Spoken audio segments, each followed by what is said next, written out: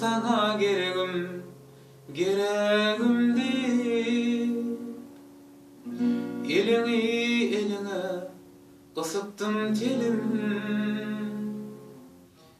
Men sana yüreğim, yüreğim deyip, yüreğim, yüreğime kısıptım telim.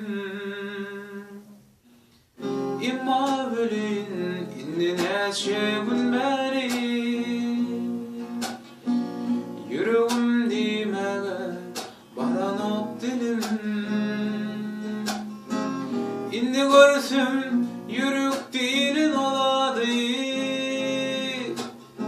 şaşırım bolcayken sevgilim. Ey sen kara gözlüm, buğday renkli sevgilim, sana ıssıyı sevgi bilin dolu yüreğim. Seni bir şairi bağla bassam sevgilim, kimlerden ken yaşasın yarim benim. Yılları kapıda durdu bir oğlan, kıydanın ellerin kısmak istedi. Yılgardı giyin törde oturdu oğlan, kıydırı bağrına basmak istedi.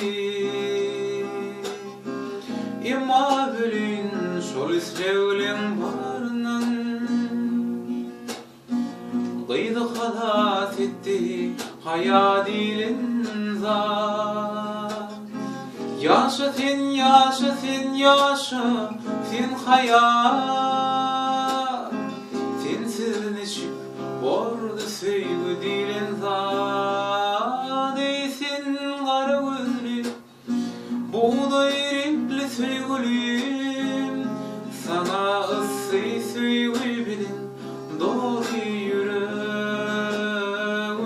Seni bir şairi bağra bassam sevgilim, emmelerden ken yaşayacak yarim benim.